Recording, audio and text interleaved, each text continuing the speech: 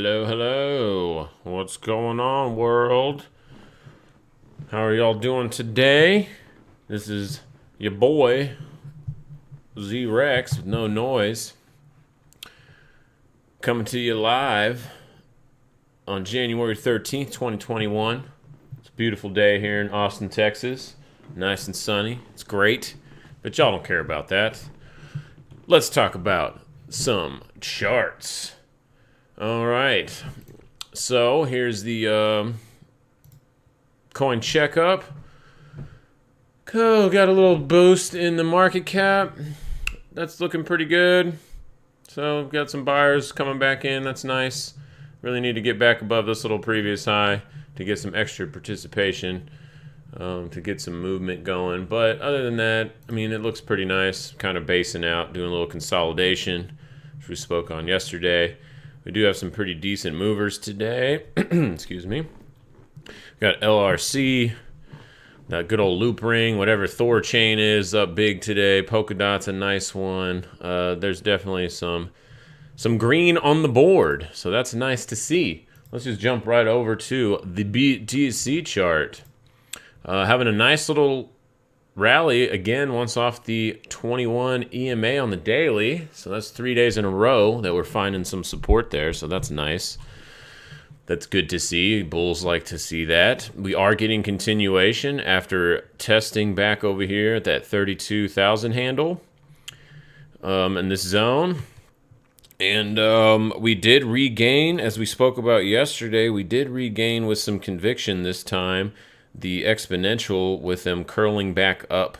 You can see this top gray one is actually starting to curl back up, and we're getting some push off of this, so that's good. You want to see that for the bears, or the bears, for the bulls to get this party back going to the upside. Still got some work to do, but this is very constructive. If this stays over this level here, we should see follow through on this guy. We do have the mama average here saying that there is that resistance maybe flipping to support here over the next day or so, depending on what price does. But yeah, this is looking pretty good. Getting back over the 55 EMA on the short time frame. And I really like this getting back over the exponential. Let's zoom out to the daily real quick. Daily. All right, we're back in the neutral zone. On these guys, it looks like there's nothing really to see there on that front. We're still coming up to this trend line on the RSI. Really need to see it break over this for the internals to look a lot better, and we'll probably get some good continuation for this move. And ultimately, we can do a little bit of Fibonacci's, that Fib action. Which I guess I already did with this horizontal. Dang, I forgot that I already did that. And if you just use bodies too, then it's a little bit higher. I mean, it's marginal. I mean, it's only about $400 or $500, kind of coinciding with the top of this purple average right there. So yeah, approaching that 618. Again, we do need to kind of break that to get full confirmation, but this is looking pretty nice as it stands here. So if we can get this close on the 3 hour on the medium time frames, we get this guy up over about 36,000. Let's call it, I'm going to say like a little higher though to be conservative over this wick, this rejection wick here. This guy right there, which is at 36,640. So let's just call it about 37,000. We get a medium time frame close over that, we should get some nice continuation on this run. And especially if the daily can get back up over this short-term cyan line, which is a 10 simple moving average, and then that will usher in definitely continuation, or not definitely, but the probabilities are super high for that to happen up in here into this target in the lower 40,000s, mid 40,000 area.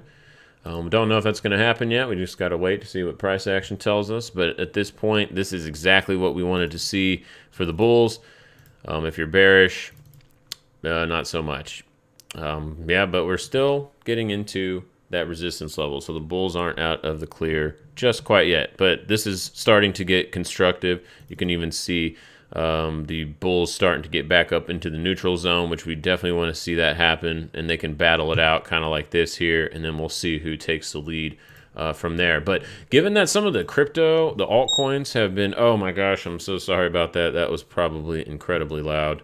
That's my bad. I need to turn those off. I even have a note that I forgot to do for that. I'm going to make another note real quick for that. Off. All right. Let's see. Oh yeah, that's what I wanted to see. So BSV over here is something that is actually looking better than, let me erase this. This was just a little entry that I did the other day.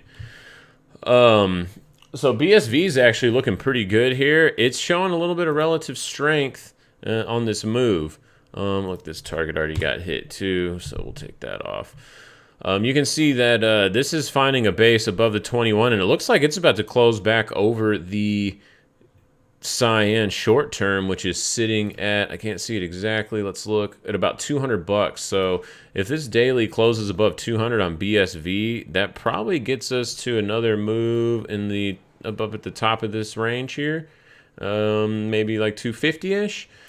So some of these coins that outside of Bitcoin are performing pretty well, and they're looking pretty good. So that bodes well for the bullish case for sure. Now, these definitely could be relief rallies, but for continuation, I know a lot of people are pointing out this little damn, I guess they're trying to call Bitcoin having a head and shoulders type pattern or something like this guy. I don't know. That's a little bit sloppy. I don't really see that, especially with this candle coming up over here now. That's kind of pretty much taking that out of the books there.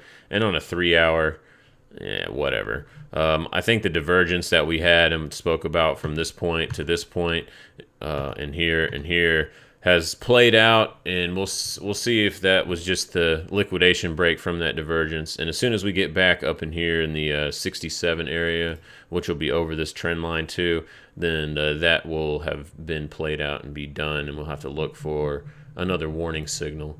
That doesn't mean it's guaranteed to go up, obviously. I'm just saying the probabilities are starting to look a little bit better in the medium terms. Daily still got a little bit of work to do, though. Again, it's got to get over this little hump right here at about 37,000. Ethereum. Nope. Ethereum Dash. That doesn't work. Here we go.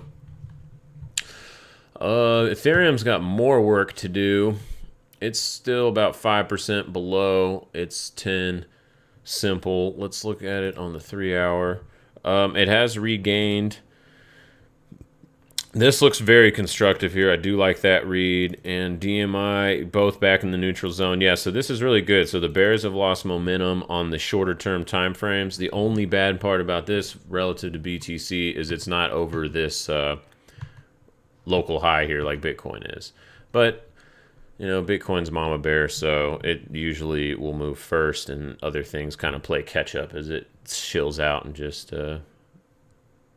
takes little coffee breaks or whatever you want to call them. But yeah, this is looking pretty constructive, and let's see, pretty just low volume, nothing really to see there. Let's go look at Litecoin. Yeah, similar posturing to Bitcoin.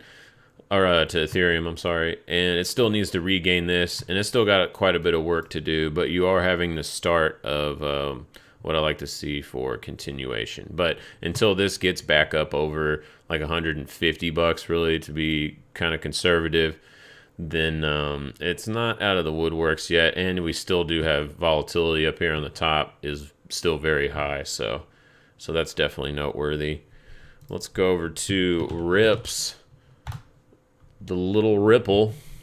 Oh, this is actually it's almost a perfect setup that I like to see on the medium time frames. Still got some work on the daily, but you can see we're starting to regain this exponential all in the neutral zone here, and the purple line here is agreeing with the horizontals that we've drawn on this chart around the 28 handle. So that's really good. This is confirming as long as we're staying above this cluster of business, about 28 cents on Ripple, it looks really good for upside. But the weekly, not doesn't look as good, but you know, you have to kind of separate some of the time frames. It's good to default to higher time frames, that's for sure, unless you want to do short-term trading. But if you're swing trading and don't want to watch this shit all day, then yeah, definitely stick to the higher ones. But as soon as we clear like this 33 to like mid 30s area, we need a little bit more data to really call that, but just the mid 30s, that will look really good for some more continuation on XRP. Let's go to XLM. Oh, XLM is actually showing relative little bit more strength here. So that's pretty good above all the averages. The only one it's got to beat is this purple one here, and it's right up on it. Again, showing super good support, almost at the same level, about 27 cents, about a penny lower. But yeah, anything holding here, that's going to be really awesome. You actually even do have DMI on the low time frame starting, the bull DMI is starting to gain momentum. This actually doesn't have any of my horizontals. Let's throw those on real quick. I use 16, 26, and I put one close around 10 because that's like the forgotten zone is what I call it. That's like the real extreme zone. And then up here you can make another one around like the 40s-ish. Oops. I guess it doesn't want to let me draw one. Oh, there it goes. I have to push the right buttons. Around the 40-ish, that's extreme moves will occur up in that area generally. So this is looking pretty good. If we can get continuation on this move and regain into the power zone up here, which is above 26-ish, then this looks good for continuation, probably at least to like 32 cents or so. Especially if we can close the medium time frames above this candle area about, we'll just call it 30 cents to be a little more conservative there. All right, let's go to, shit, I don't remember. I wanted to look at this top coin on here. What was it? It was RUNE and Polkadot, that's right. We'll start with DOT.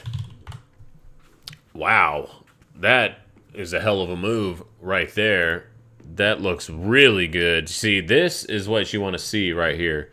This candle, if we get any closes above this area where it is stalling out, notably, you can see this wick is starting to look just like these. But if we get a close above just like 10, I'd really like to see it above 10.50. That would look pretty awesome. But either way, though, this looks very constructive for the bulls. Kind of more showing just a little quick liquidation break, probably for some continuation. Let's see what we got on the medium time frames. Yeah, it looks pretty good. It is a little bit of a violent move. I mean, what is that? 30%. Wow, that's just today too. So that, as long as it holds kind of this area and this business, which is all around the $9 handle, and maybe even as low as down here at like 860, 850, then this probably will have some continuation on it. So that's a pretty nice looking chart there. Let's go look at RUNE. I don't know anything about this. Well, there you go. This is exactly what I was talking about for Polkadot. If we can get closes like this, engulfing all this price action from the last, like, what is that, from the 26-ish, whatever, pretty much since the beginning of the year. That looks really awesome for continuation. I like that chart a lot. And you can see from this example down here of it just kind of like hovering, trying to get above it, struggling, but as these spaghetti around and start curling up, this opening up in chronological order is perfect. This is exactly what I like to see on lower time frames. So this probably has continued upside as long as it's above $1.60-ish. And I'll also be watching this RSI, making sure it can kind of stay above the exponentials here. The only problem is when you get them real violent like this, it's hard to sustain that, especially in these illiquid type coins or anything that's illiquid in any market. So there is a shit ton of volume on it though. Let's go to the daily and see that. Yeah, you got a lot of volume on it. Most volume on this whole chart, which actually only goes back to September. We'll see if there's a longer one. FTX, not much longer. It just goes back to July. But kind of it's showing kind of the same thing. So yeah, a lot of support. If this thing just stays above pretty much $1, $1.05, there's no reason to be bearish on this. I know that's 47% away, but hey, it's crypto, man. That's nothing. All right, let's go over to equities. Equities are getting a little bit of continuation from this small daily doji, kind of getting the party going. A little lackluster though. I mean, you can see the last, what is this, since the 7th, we've just been in this tight-ass range. It's only been about 1%. So there, and volatility is coming down to almost 0. So now it can stay 0 for a while. Like, for example, back over here in the top, it consolidated. But we're already at kind of that time frame here, almost a week. This is kind of interesting. I thought it would probably get going a little bit already. But I guess with the uncertainties of election crap and all this other shit that's going on for January, the market's just being a little bit cautious. Let's go to, oops, that's not the right one. Yeah, even Russell kind of is just chilling out after having a really nice day yesterday. It does look like it is, oh, is that below? It is below 50, so this is actually technically bearish divergence on the medium time frames. So if we start taking out these lows here at like 2090, and especially if we get back below 2060, this thing is probably going to dump pretty hard. Like, I would not be surprised to see it come back and test. Let's look at a daily. Hold on. Yeah, I wouldn't be surprised to see it come back and test like the 21, which is in like the lower 2000s. Is this, nope, still above that. So we only have divergence maybe up to like a 6 hour. Now we don't even have it on the 6 hour yet. So it is on the 4, it's almost on the 4 hour. So it's kind of creeping in. I prefer to use the 3 hour, but it doesn't look terrible.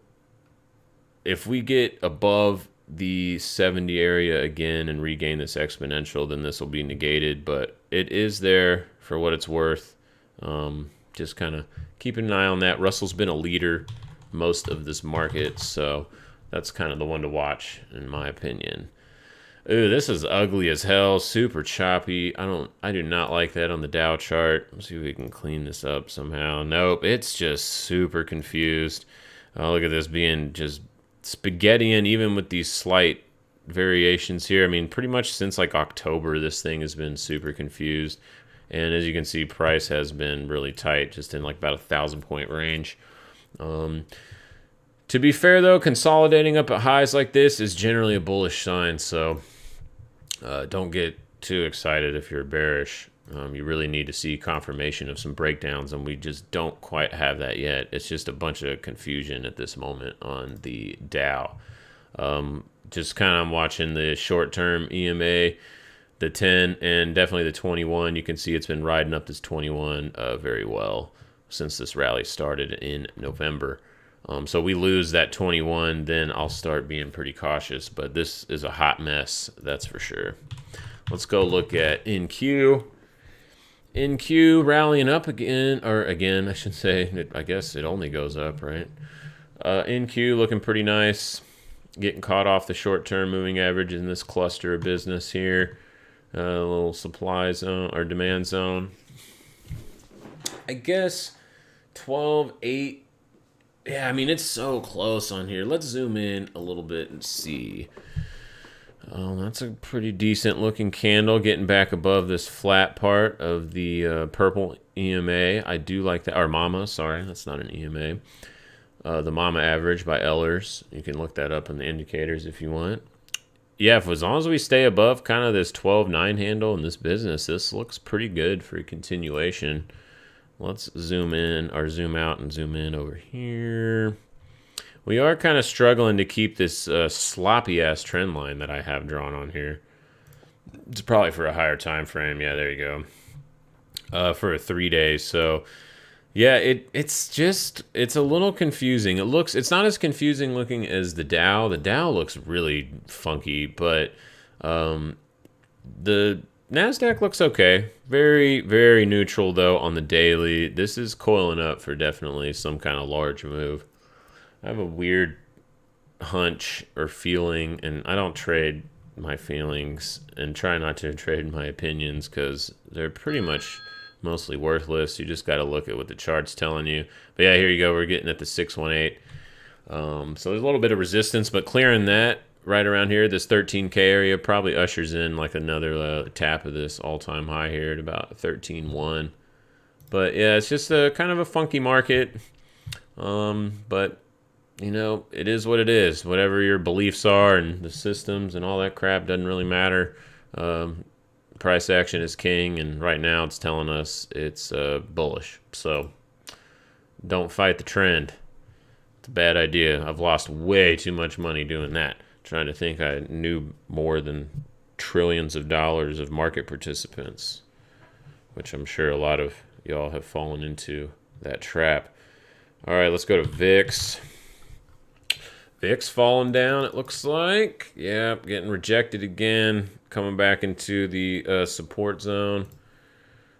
Yeah, not looking great for the VIX. Again, I'm not sure how relevant TA is on something like this, but I do like to keep an eye on the price. It is coming into this zone. As long as it stays above this, then I'd be real cautious for large moves to the downside still out of nowhere. Let's look at volatility on the VIX. Still staying bid all the way up here at about 117, the 120 area above the 100 threshold.